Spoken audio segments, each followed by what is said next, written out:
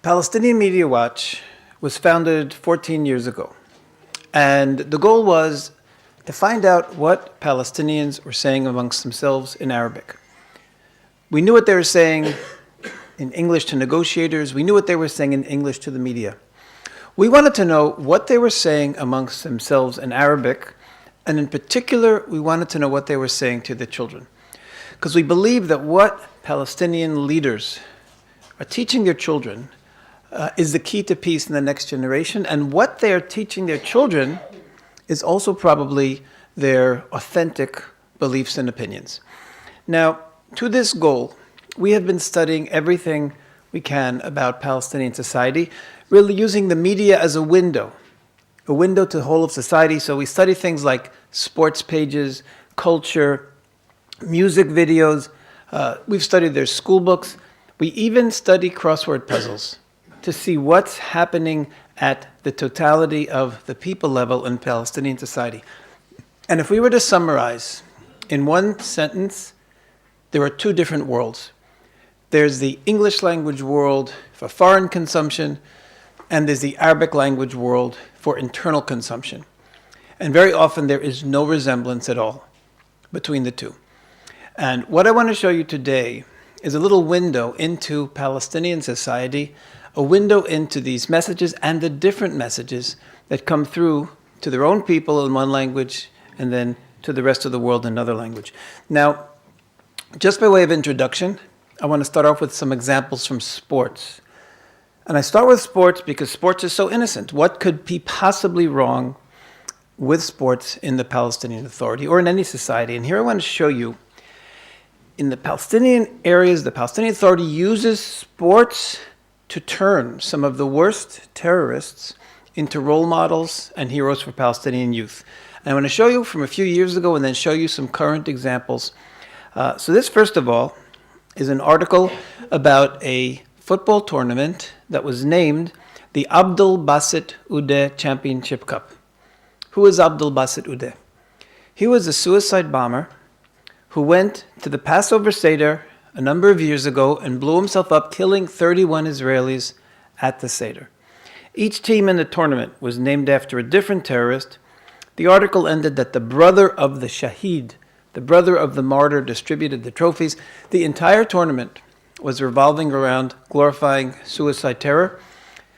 This was under the Palestinian Authority Ministry of Education, and it was for 14-year-old boys. So here you have an official event of the PA glorifying and honoring a suicide bomber who killed 31 Israelis. Here's another example from sports. Summer camp named after Wafa Idris. Who is Wafa Idris? She was the first female suicide bomber. We've had dozens and dozens of summer camps named after suicide bombers and terrorists. This past year, there was a summer camp named for Dalal Mughrabi. Dalal Mughrabi was involved in the worst terrorist attack in Israel's history. In 1978, 37 civilians were killed in a bus hijacking led by Dalal Mughrabi. There were two summer camps this past year named, with sections of the camps named for Dalal Mughrabi. Very powerful message for those children in those summer camps that this person who killed 37 Israelis is a hero and essentially a role model for you. I'll give you one more example, also very current. March of last year, there was a football tournament again for Wafa Idris. Wafa Idris, the first female suicide bomber. So what we're seeing is that even something as innocent as sports is giving us a message and an insight into what Palestinian Authority is putting value in, and what they're putting value in, and what they're creating, or who they're turning into role models for the children are people who've killed the largest number of Israelis. Now, sports has the potential to be a bridge between Israelis and Palestinians, and ideally, sports would be wonderful. If Israeli youth and Palestinian youth would participate regularly in sporting events together, this would actually be something very positive and could create peace and an understanding between them. Now, I want to show you something very interesting, how this is exactly what the Palestinian Authority prohibits from their people. What you have here is a picture of something that was initiated last summer, in July of this past year, by Canadian organization. Canadian organization brought Israelis and Palestinians together to Canada to participate in sporting events. There were youth there. There were some people from the Palestinian Football Association there. They participated in sports for a while. And you see here these wonderful pictures of children, of youth, posing together with their flags all in one picture. It's a wonderful picture. What was the Palestinian Authority response to this? This is the article that appeared together with the pictures in the Palestinian newspaper, and it said as follows.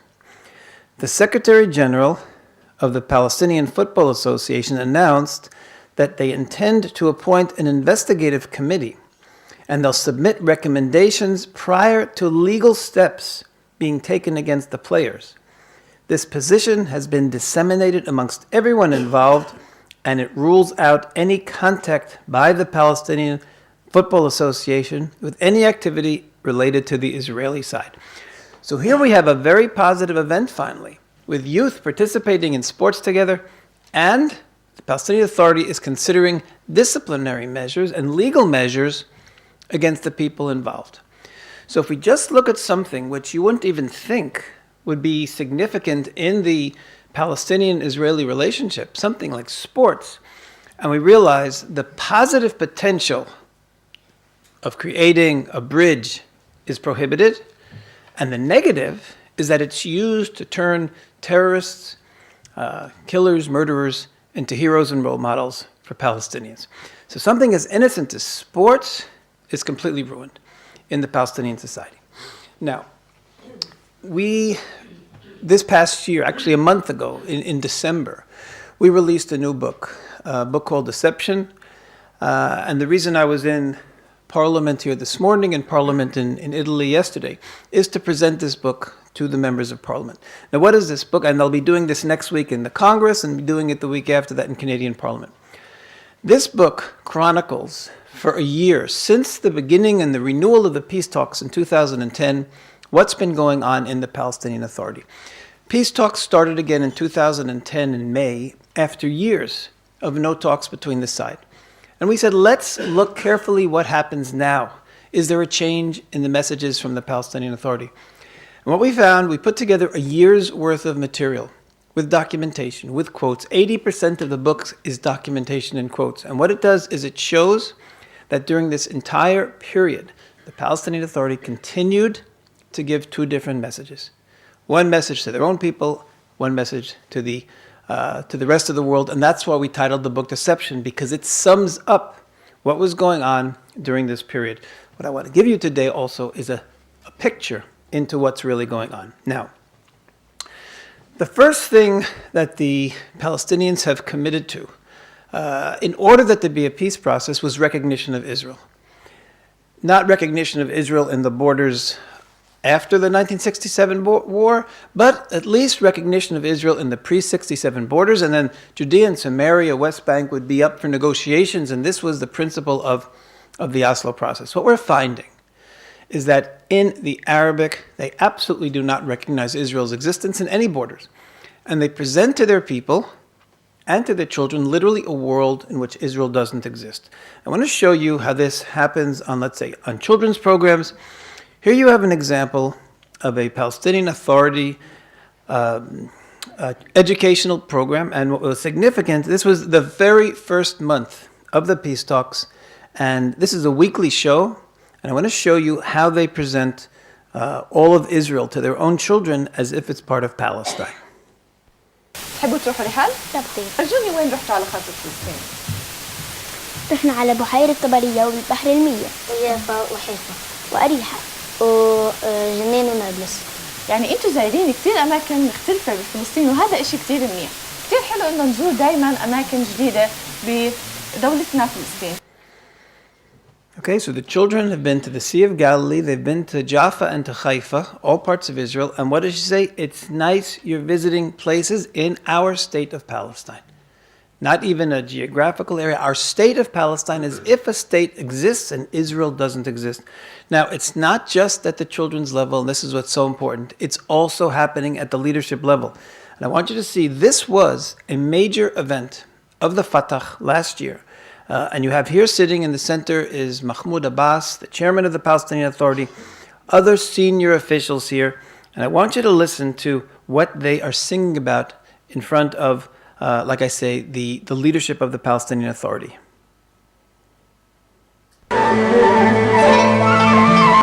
رجع لك يا طهر تربي يا أرض الأحرار مهما طول الليالي الغربي رجع لك يا طهر رفع حتى الناطور الساحل مع بيسان حط تراب بلادي صورة عن جنة رضوان رفع حتى الناطور الساحل مع بيسان.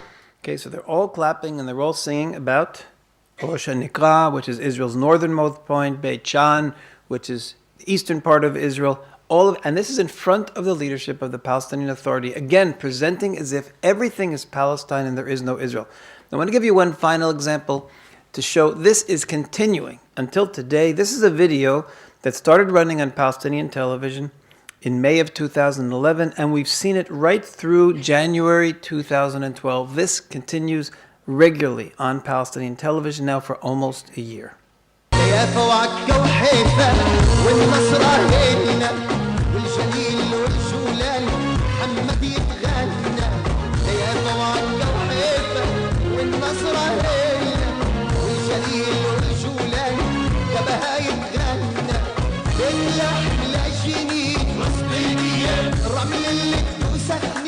Okay, and then it goes on, Ramla, Lod, Sachnin, but there is no green line, everything is Palestinian, so it's a constant message. And what we're seeing here also, we're seeing at leadership, political events, we're seeing it in children's education, we're seeing it in culture, in song and in music. Essentially, we see it all throughout society, the identical messages coming through. There is no Israel, everything is Palestine. Now, the same message comes through in maps throughout the Palestinian Authority, all the official maps. So, for example, in Palestinian school books, here you have the word Palestine, there is no Israel. This was a very interesting one.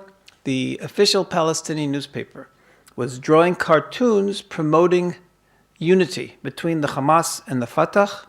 One of these fighters represents Hamas, one Fatah, and for a period of a few weeks they kept doing this over and over again, promoting unity. Also, very interesting, in these cartoons, you can't tell which one is Hamas and which one is Fatah because they are identical. And even that is a message. They are identical. And the message of this one is, if we would just unify, put our hands together, we would then have all of Israel as Palestine. Because you see, this is the shape of the map. This is the shape of the map, sorry. And you'd have the Palestinian flag over everything.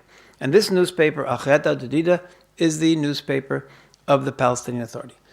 What you're going to be seeing today, and what you're seeing already, is ideology that everybody assumes is the Hamas. But I'm not going to show you even one thing today from the Hamas. This is just the mainstream Palestinian Authority, and you'll see in almost all areas, it's the identical ideology of the Hamas. And this is what we see also, Mahmoud Abbas. It's the leadership. Again, the chairman of the PA, the one who comes to the world and says, I accept two states, and he himself is holding up this map of Palestine. So this is coming through all over Palestinian society. The final example is also very interesting, and this is on the cover of the book. Why is this so interesting? It's because of the date, September 24th. This is one day after Mahmoud Abbas went to the United Nations and said that he wants to have two states for two people living side by side. That's what he said in New York on September 23rd.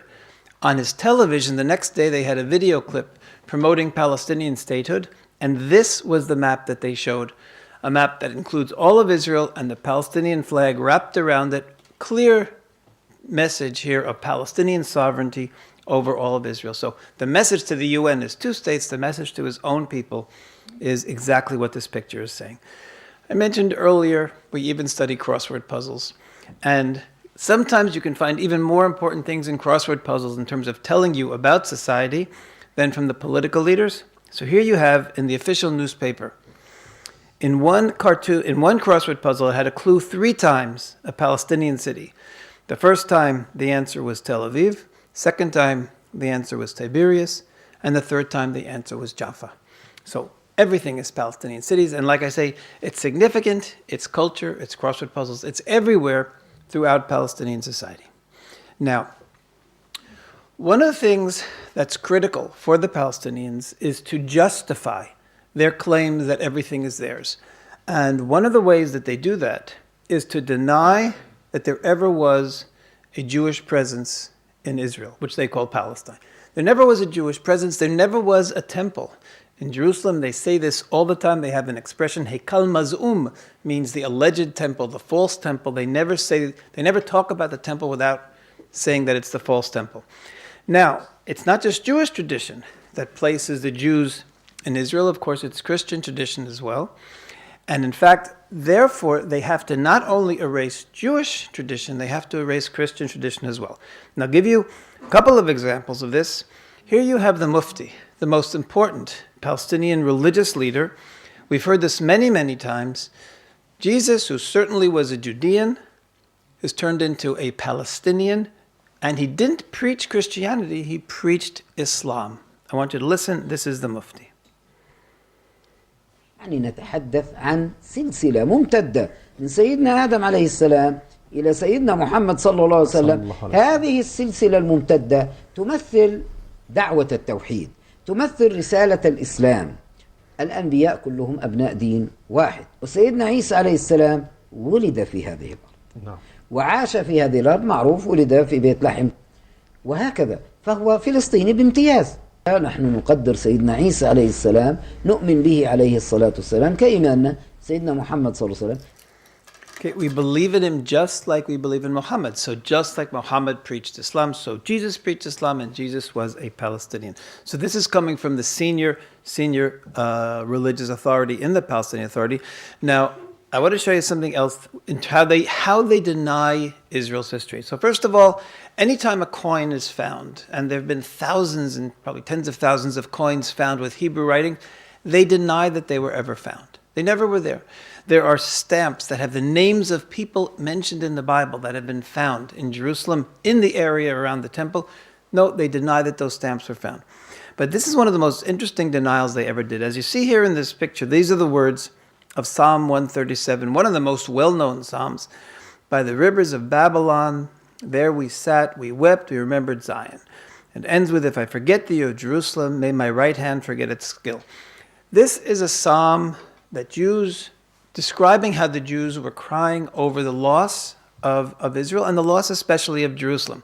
Now, if the Jews are crying over the loss of Jerusalem, obviously the Jews were in Jerusalem. And this is, of course, a 2,500-year-old text. So what do the Palestinians do with this? I'll show you. This is a historian last year on Palestinian TV. عملوا على أخذ تغيير وتغيير معالم مدينة القدس. فحتى أن كأن عبارة أو مقولة إن نسيتك يا أورشليم فلتشل يميني ويلصق لساني بسقف حلقي، هذه عبارة نطق بها حاكم عكا الفرنجي قبيل رحيله واستعارتها الحركة الصهيونية وزيفتها لصالح الفكر الصهيوني. Okay, falsified in the name of Zionism. So now the Psalms, aren't really part of this Psalm isn't part of the original Bible. The Jews took it for the purpose of Zionism. It actually was a crusader expression, and they put it into the Bible to pretend, to make it seem like we have a history. This is the kind of distortions that the Palestinians go through in order to convince their people that Israel has no history in the land and no right to exist. I'll give you one final example where this is not only a distortion, but it's a desecration, turning Jesus into a shaheed. Now, a shaheed is a Palestinian martyr. A shaheed, according to their traditions, and they talk about this often, goes to paradise, has 72 virgins. This is their description of a shaheed, and that's what they have turned Jesus into. I'll show you. This is a historian on Palestinian TV. الرئيس بهمش اقول كمان الرئيس الشهيد ياسر عرفات كان يقول السيد المسيح هو الشهيد الفلسطيني الاول. كثير سمعتها منه هاي الجمله. هو فلسطيني ولا احد ينكر ذلك دكتور. وهو الشهيد الفلسطيني الاول. يعني بنسب Okay, he was the first Palestinian shaheed. And again, this is not just martyr, it's much worse in a sense than just saying he's a martyr. This has all this Islamic connotation of this paradise. And again, this is a desecration to say that, but this is all part of their rewriting of history in order to connect themselves, to give themselves a history. Jesus is Palestinian, he's like them. Anyway, so this is what's done in the Palestinian Authority in order to deny Israel's right to exist and to give themselves a right to exist. Now, the final aspect of this denial is not just denial of Israel's existence, but it involves prohibiting in the name of Islam Israel's existence. And I'll show you what I mean by this. The Palestinian Authority says in English that this is a territorial conflict and that we just have to shift around the borders and they will accept Israel. To their own people, they say that it's a religious conflict and that all of Israel is on Islamic land. I want to show you this in their own words. Here's the minister of religion. And listen to what he said in one of his Friday sermons.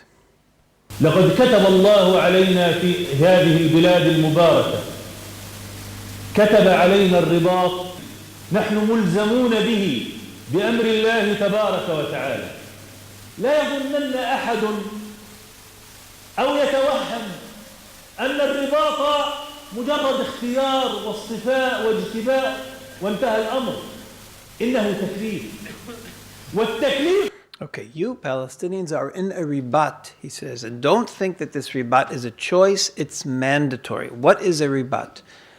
A ribat is a religious conflict. It's different than a jihad, and in many sense for Israel, in our context, it's much worse. A jihad is when Islamic forces will fight and expand the realm of Islam in the world. That's a jihad. It's expanding Islam.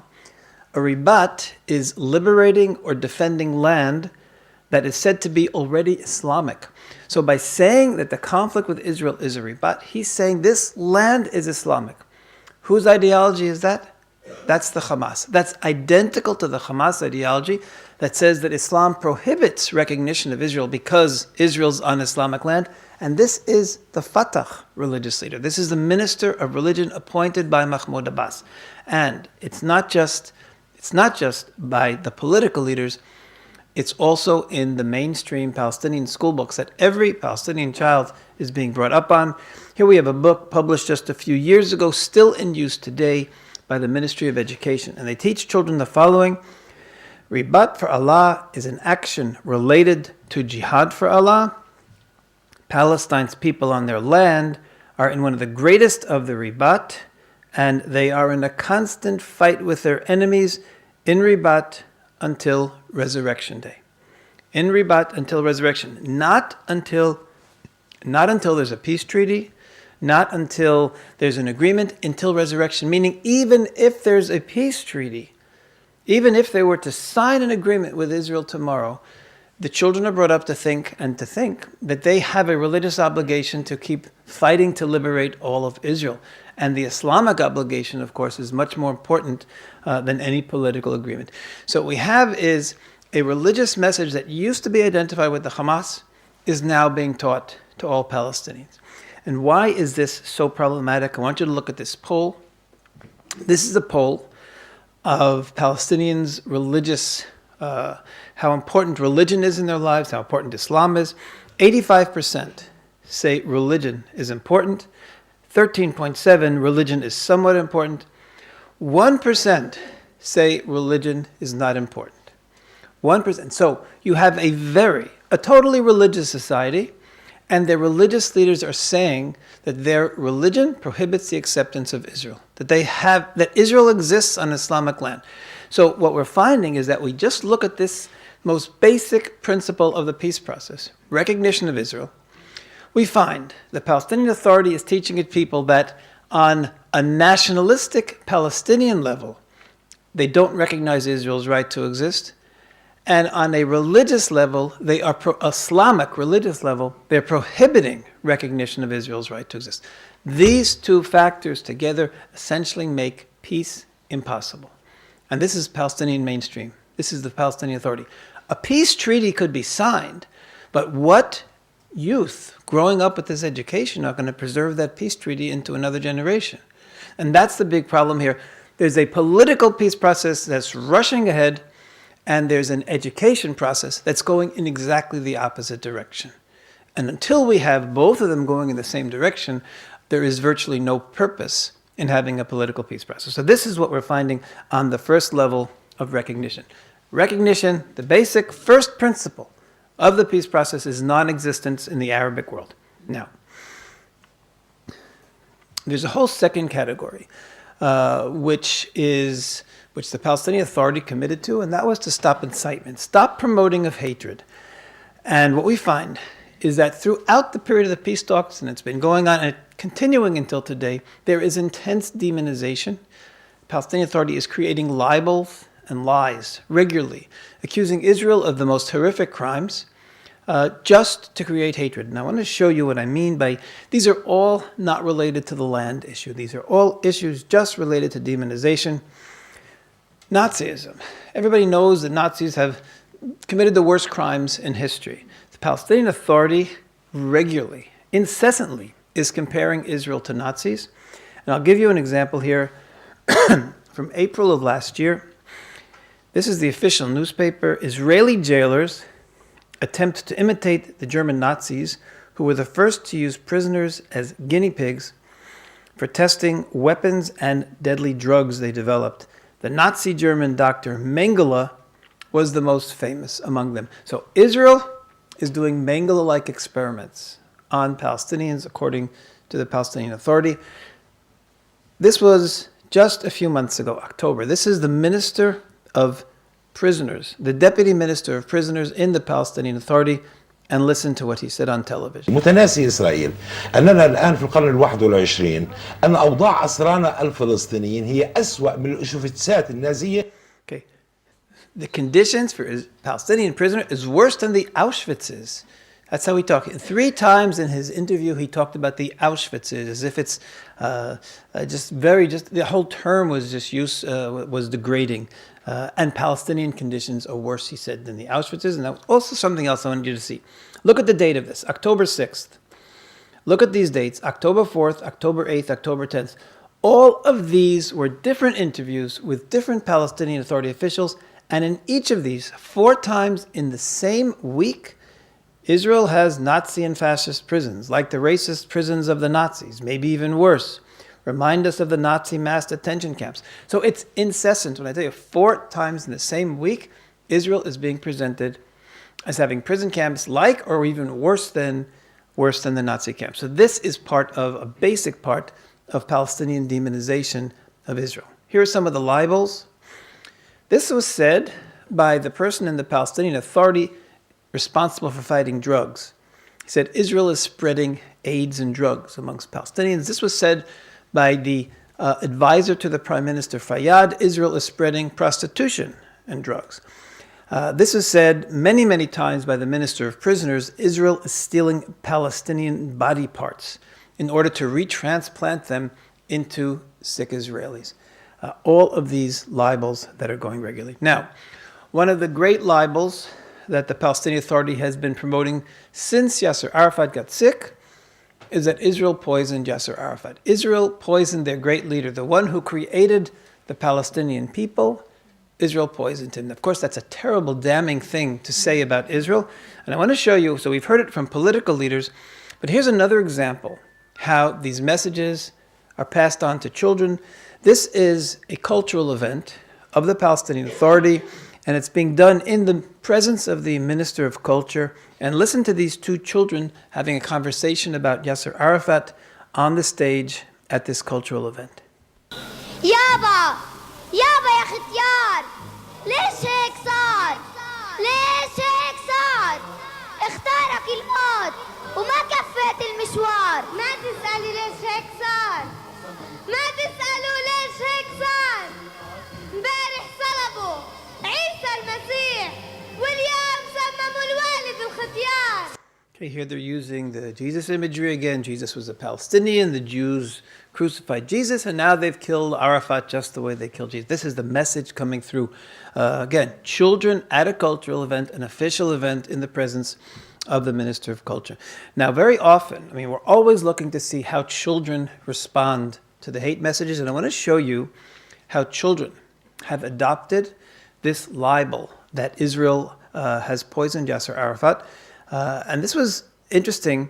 This was first broadcast on November 10th, 2009, which is the anniversary of Arafat's death. They then rebroadcast it in 2010 and again in 2011. So 3 years in a row, they've rebroadcast these interviews on the anniversary of Arafat's death, including just a few months ago.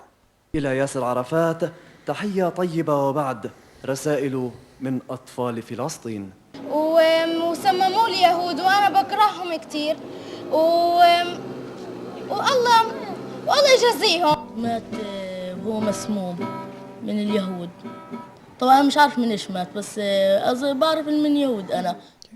I don't know what he died from, but I know it was the Jews. That is the worst message that we could possibly hear from a Palestinian youth. No, he has AIDS. What's that? He had AIDS. That what you're saying, I'll tell you in 1 second, I'll refer to that. This child saying that I don't know what he died from, but I know it was the Jews, is a statement that is the most tragic statement. It means that if something bad has happened, it just has to be the Jews who did it. And that's what this child has learned from the education that he's received in the Palestinian Authority. Now, you made a very interesting statement. Everybody knows, or it's known that he died from AIDS. I just want to tell you, this wasn't planned, but since you mentioned this, let me find this for you.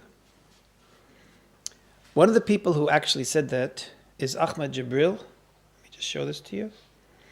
Ahmed Jibril is the head of the PFLP, Palestinian Front, Popular Front for the Liberation of Palestine. It's a terrorist organization.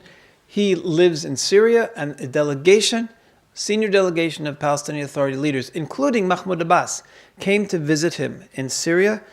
And I want you to listen to what he said in the interview. عندما أتى أبو مازن إلى دمشق هو وفريقه سألتهم أنا طيب شو صار بالتحقيق تبع الأخ أبو عمار؟ فأحدهم قال لي بصراحة الفرنساويين أعطونا التقرير الطبي سبب وفاة أبو عمار هو مرض الإيدز. Okay, so you see, you probably never heard that this is one of the people who said it, Ahmed Jibril, senior Palestinian leader. But of course, this, by the way, if you'll see the symbol over here, this is from Al-Manar. Al-Manar is Hezbollah television. This was not something that would ever be said on Palestinian television. This was done on like I say, on Hezbollah television. In any case, now. So this, what we saw with these children here then, is the summation of all this demonization. Israel's spreading AIDS, Israel's spreading drugs, Israel is poisoning, and therefore if anything bad happens, it must have been the Jews. That is the great tragedy of the second level of the Palestinian education that we're following, which is the demonization.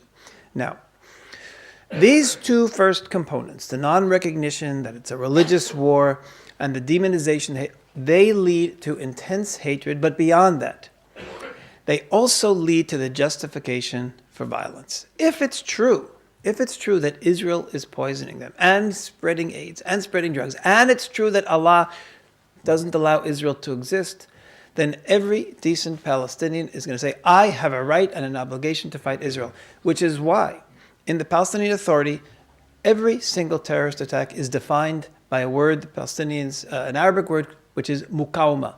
Mukawma means resistance. Even killing children, even suicide bombing that killed civilians in a pizza shop or wherever is always defined as mukawma. Why? Because every Israeli, just by their existence, is oppressing them, and then therefore if you kill any Israeli, it is resistance. That's the message of the Palestinian Authority to its people, the message of mukawma, and they've said it over and over and over again. Even today and all through the period of the peace process, they continue to promote violence in many, many ways. Now I want to show you, though, something that is very, very current. This was January 9th, less than a month ago, on Palestinian television. We reported this, and it's had a tremendous amount of coverage internationally. But I want to play this to you first and then tell you the significance of what's being said. This is the Mufti of the Palestinian Authority. Again, that same senior religious figure who we heard before. He's speaking at a Fatah celebration last month.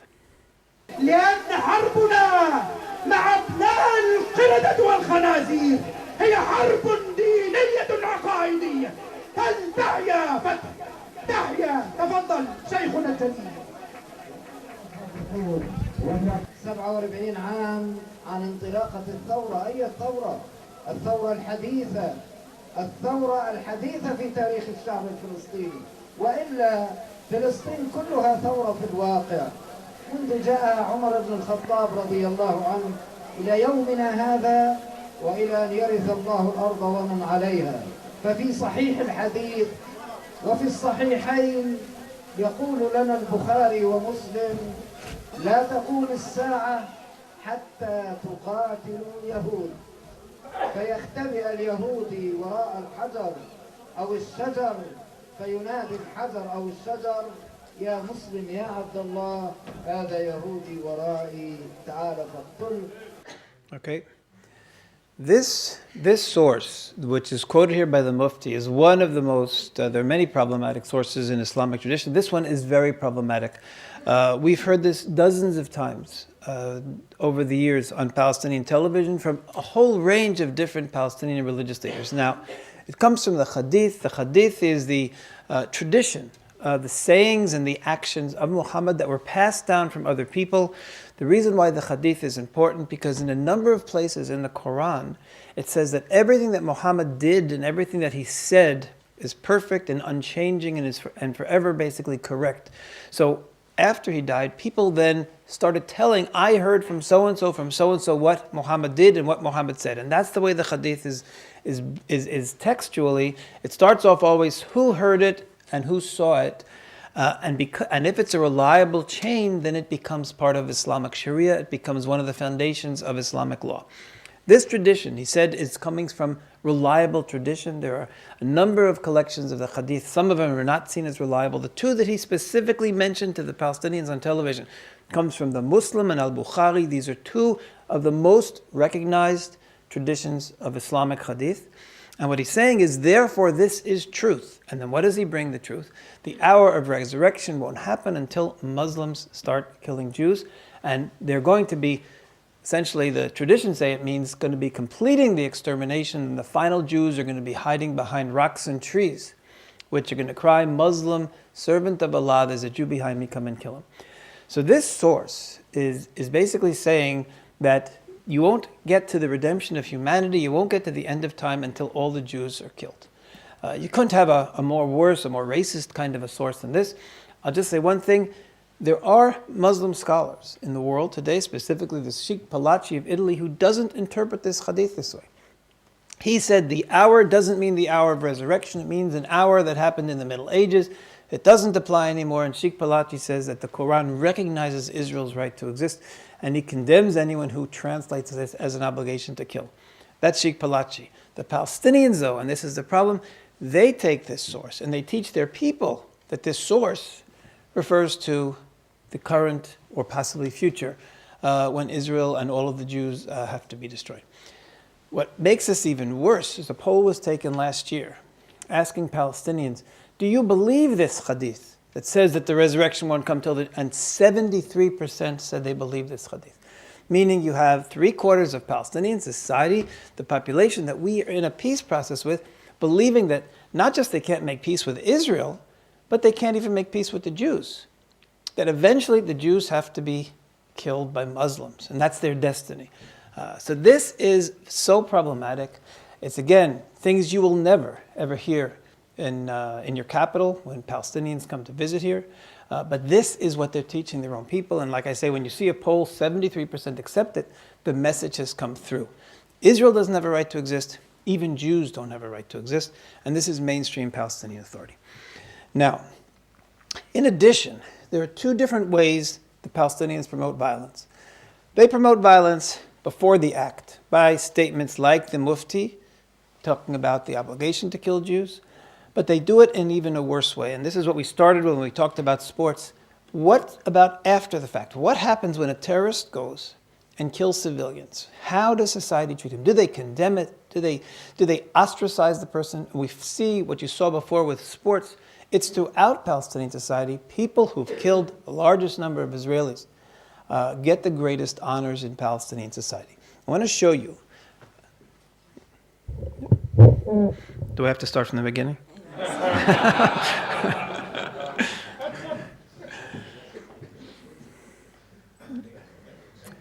people who've killed the people who've killed the largest number of Israelis end up getting the greatest honors in Palestinian society. And I'll show you an example of this. I mentioned earlier, this is Dalal Mughrabi. I mentioned that she was involved in the bus hijacking. This is the actual bus that she and others hijacked. It happened in 1978. 37 Israelis were killed. Actually, one American photographer was also killed. Now, because this was the most lethal attack in Israel's history, I want to show you how she is honored. So first of all, last year, they named a square for her in Ramallah. This got a lot of international attention. On the day of the naming, the advisor to Mahmoud Abbas said the following: today is a popular inauguration of the junction is being held.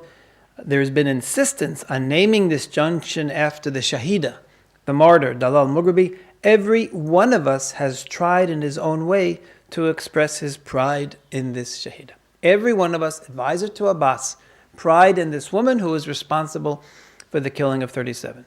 We also had, I mentioned before, the summer camps, and here you have, for example, this was a summer camp sponsored by Salam Fayyad, the prime minister. The summer camp was divided up into 3 groups. One was named for the same Dalal Mughrabi. One was named for Salah Khalaf, also a terrorist from that period. He was the one who masterminded the Olympic massacre of the Israeli athletes, and another terrorist, Abu Ali Mustafa. So a summer camp named after 3 different terrorists. Another summer camp was also named this past year after Dalal Mughrabi and Abu Jihad.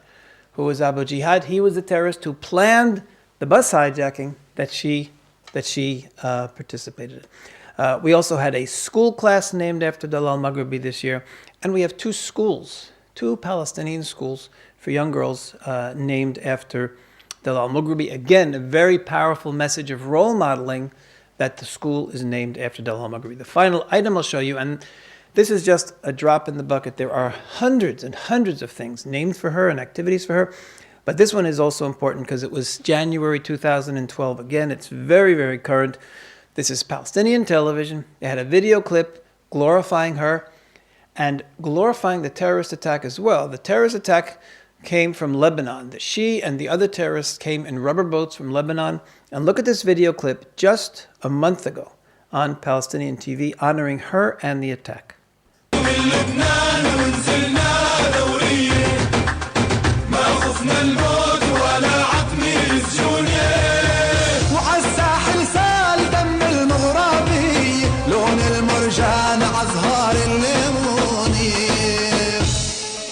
Palestinian television is owned and controlled by the Palestinian Authority, and it's been said by their own leadership, it's literally the mouthpiece of the Palestinian Authority. These are the messages that they want to get across to their people.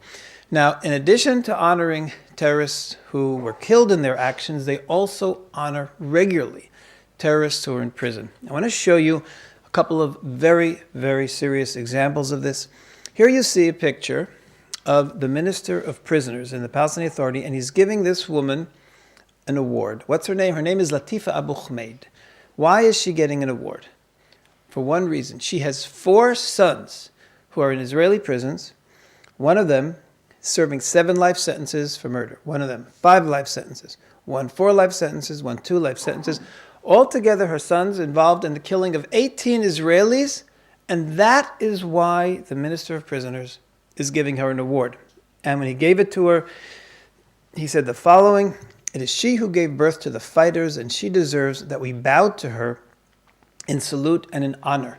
So killing 18 Israelis, her children's killing 18 Israelis, makes her worthy of getting an award. Now that was bad enough. This happened in 2010. I want to show you what happened just a few months ago in 2011. You remember in September, the end of September, Mahmoud Abbas went to the UN and said, "We want the UN to recognize a Palestinian state." Before he went to the UN, about 3 weeks before, they had a march in Ramallah, and they went to the offices of the UN in Ramallah and handed over the formal request for statehood, a written request, an announcement that they're requesting. Now, when they marched in Ramallah, they had a whole series, a large delegation. Who do you think they chose to lead the delegation and hand over the request to the United Nations? The same Latifa Abu Khmaid.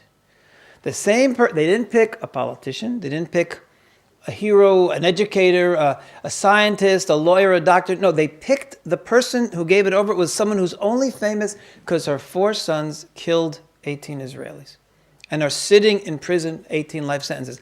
What were they thinking? What is that telling us about the heart and soul of the Palestinian Authority, that the person who is requesting statehood is famous only because their sons are killers? So again, this is something that is problematic on an ethical level, but also on a pragmatic level. What's it telling us about the way they think? What's it telling us about their value system? If this is the person that they value enough to tell the world we want statehood, what is that state that they're planning going to be? So these are critical questions just from this simple act of choosing Latif Abu Khmeid to hand this over to the UN. Now, to going from last year to something that is very, very current, January 19th and 21st, just a couple of weeks ago. Some of you might have heard this. This got a lot of exposure. 11 months ago, in the town of Itamar, in Samaria, terrorists from the Awad family came from a neighboring village called Awarta. They snuck into the village. They got into the house of the Fogels, and I'm sure you all know the story. They literally slit the throats and stabbed to death a couple and their 3 children. Children, I think, were aged 10, 5, and 2 months old. This was the Awad family. So they were eventually all caught. There were 2 people who did the main, who were actually the ones who did it, and the other members, relatives, cousins, were all involved in hiding, either helping them hide the evidence afterwards or in the planning in advance. There's a television show on Palestinian TV once a week where they go and they interview the families of terrorists. Sometimes they go to the home, sometimes they interview them on phone. January 19th, just a couple of weeks ago, they interviewed the mother of Hakim Awad. He was the one who went there, and with his knife, he's the one who slaughtered the people. They interviewed them on official Palestinian television, and this is how the conversation went. معنا تليفون من الأسير من عائلة الأسير حكيم عواد. يسعد مساكم. السلام عليكم. وعليكم السلام ورحمة الله وبركاته. بداية أنا بشكركم لأنكم أنتم الحلقة متواصلة بيني وبين ابني، لأني أنا مرفوضة أمنيا أنا وكل العيلة. طيب الحمد لله. تفضلي يا أختي، إنه إحنا قادرين نوصل صوتك. غالي على نور على قلب ونور عيني. حكيم مازن عواد من قرية عوادتا، عمره 17 سنة، منفذ عملية إتمار. محكوم عليه 5 مؤبدات و5 سنين في سجن شطة. مساء الخير، أنا أخت الأسير حسن عواد وأخت الأسير صلاح عواد. وضحى عواد ام حبيب من قرية عورتا. أهدي سلاماتي الحارة إلى كل الأسرى الأبطال العظماء، وإلى أخوي الأسير حسن عواد رئيس المجلس القروي، وأخوي صلاح عواد الصحفي الأسير البطل، وإلى الأسير البطل الصامد الأسد يزيد عواد ابن أختي، وابن أختي حكيم عواد البطل الأسطورة. إن شاء الله أكيد. بهديكم السلام وبسلم عليكم، وإحنا كمان بدورنا بنحييهم ونهديهم. بهدي حسن عواد ويزيد عواد وحكيم عواد وصلاح عواد في سجن الجلم وسجن شطة. بهديهم أغنية أبو عرب، يا أخوي في الزنزانة سمعت صوتك ناداني، إياك تزت البارودي هيك الوطن دعاني، عند عيونك يا خيي كلنا فدائية، لودي تحياتي على صوت رصاصاتي لأحمد سعاداتي وحكيم عوادي. شكرا لكم. كانت معنا أسرة الأسيرين حسن وصلاح عواد من عورتا. Some of the things that were said were unbelievable. Hakim Awad, again, the one, so all of them she refers to as heroes, and then the one who was actually killed with his own hands, he's the hero and the legend. The legend, meaning what? Is he a legend amongst Palestinians because he slaughtered 5 innocent people? So this is some of the terrible things, and the moderator from Palestinian television likewise said, and we send them greetings as well. Also, it should be known, Palestinian Authority has denied responsibility for this. There's been a lot of international condemnation of this. And the article that appeared just yesterday in the Palestinian paper, what did they say? They said this was a spontaneous interview with the mother. We couldn't control what she was saying. Now, we're going to release a response in a day or two. First of all, it was a live interview on January 19th. Why did they rebroadcast it on January 21st? That's first of all, they were saying it was live, we couldn't do anything. Second of all, it wasn't a surprise. The names of the people, if you notice, we put the names of them were listed on the screen. They knew in advance who they were interviewing. They put it there, and she introduces them in the beginning, the family of Hakim Awad. They knew what they were doing. It's part of the pattern. People who kill Israelis are always justified because, as I told you, it's said as to be mukawma. It's said to be resistance. Now, the final item I want to touch on is something that is the flip side of promoting killing. And that's the promotion of the willingness to die oneself. The promotion of the willingness to be a shaheed, to be a martyr. Now, again, the shaheed is way beyond the English or the general meaning of the word martyr. Martyr being someone who died for their people. The shaheed in Islamic tradition is way beyond that. It's seen as the highest ideal.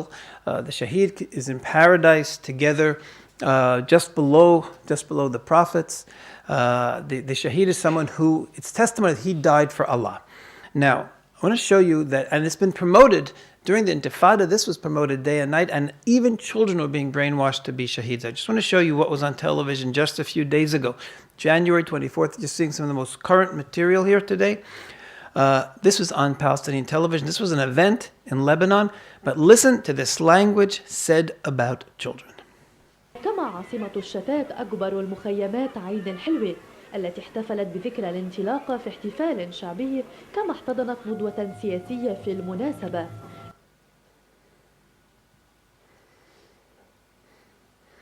Okay, children are created to be fertilizer for the land of Palestine, saturate the pure land with their blood. We're created for. That's why children exist. It's saying here, in order to die, in order to saturate the blood, to be fertilizer. This is a horrific line. Now, again, this wasn't done by Palestinian TV. This was done at a Fatah event. This wasn't Hamas. Fatah event in Lebanon, but Palestinian TV chose to broadcast this on Palestinian TV. Now, what's also significant, these words seem so terrible that children want to give their blood to Palestine. I want to show you just a few weeks ago, January 5th of this year, there was an event in the presence of Palestinian leadership, including Salam Fayyad, and listen to the children singing the identical words.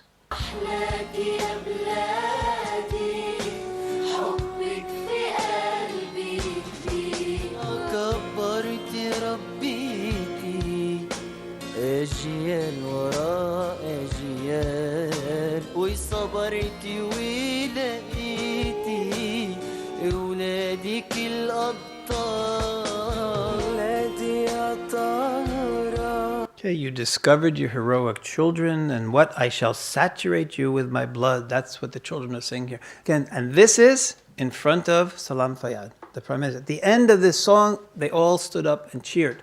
And applauded for the children singing about giving their blood. So this message is the flip side. If you want people to be willing to fight and to kill, which involves danger, you therefore have to brainwash them to think that it's great to die as well. So therefore, it takes away the fear of dying because you're accomplishing, either you kill or you are killed. Either, both of them are considered to be a great accomplishment. Now, the final thing is, what is the result of all of this terror glorification?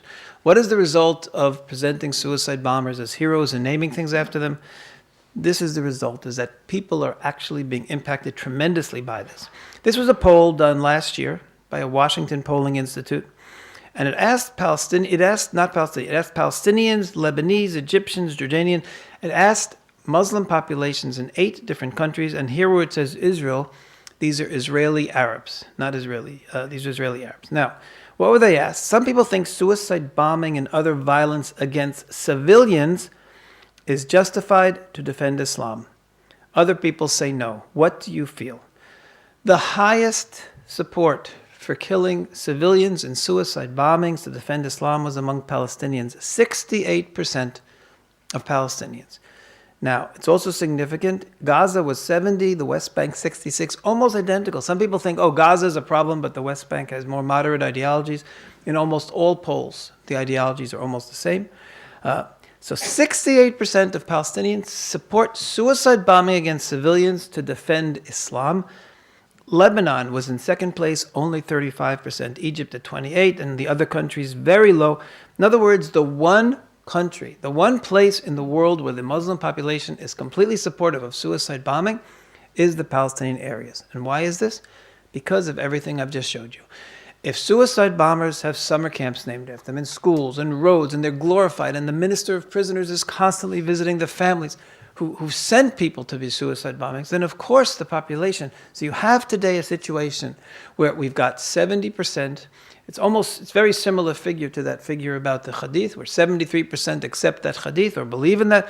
Here we have close to 70% accepting suicide bombings against civilians. Now, the final item I want to show you is also the results of all of this. There's a Palestinian youth magazine. It's called Zayzifuna. And in fact, we have a whole chapter on this magazine in the book, because this magazine is different than everything else you've seen. Everything else you've seen is what the leadership is telling the people. This magazine has sections written by the adults, but also sections submitted by children. And one of the items that was submitted by a child, she wrote about a dream that she had. And again, submitted by a child. She was 11th grade, so we're saying, 16, 17-year-old girl. She writes that she had a dream, and in her dream there were 4 white doors. And then she opened the doors, and behind each door was a historical figure, and then she has a short conversation with each figure. Now, what's so significant, they're all positive figures. The first 3, one was a 9th century Persian Muslim mathematician, one was a Nobel Prize-winning Egyptian author, one was Saladin, who liberated Jerusalem in the battle against the Crusaders. So 3 of them are Muslim heroes, and each one of them has a conversation with the girl and gives her some suggestion and some advice. Who was the 4th figure that this girl met? I turned to the next door. There Hitler awaited me. I said, "You're the one who killed the Jews." Hitler said, "Yes, I killed them so you would all know they are a nation which spreads destruction all over the world. And what I ask of you is to be resilient and patient concerning the suffering that Palestine is experiencing at their hands." And I said to Hitler, "Thanks for the advice." Now, this girl writes an essay where essentially she's saying that Hitler's killing the Jews was in the benefit of humanity. The Jews were this people that were bringing destruction over the world, and Hitler was doing this on behalf of everyone else, to cleanse the earth of these Jews. So the question is, why would a girl being brought up in the Palestinian Authority think that the extermination of Jews is something that's positive for humanity? And again, the answer is everything that you've seen. If Dalal Mughrabi, who killed 37 Israelis, is a hero, and if Abdul Basrudeh, who killed 31 Israelis in a suicide bombing, has a soccer tournament named after him, then Hitler, who killed millions of Jews, he is certainly a superhero. That's what this girl has concluded, because every single person who she knows in the Palestinian areas who's killed Israelis has been turned into a hero. So why shouldn't she conclude this? This is a very logical conclusion for a Palestinian girl. The question is, what were the educators thinking of this magazine who included this? Did they also agree with this ideology? And by the way, the advisory board of this magazine includes the Deputy Minister of Education in the Palestinian Authority and other scholars connected to various Palestinian universities. And they somehow, whoever the editors were, thought that this was a worthy. So we're seeing the depths of the problem between Israel and the Palestinian Authority way, way beyond what you're hearing about on the news. We have very, very serious problems amongst the education, and not just on the education, but the results of this education. So if I could summarize what we're having here is the 3 basic commitments that the Palestinian Authority obligated themselves to as preconditions to be part of the peace process.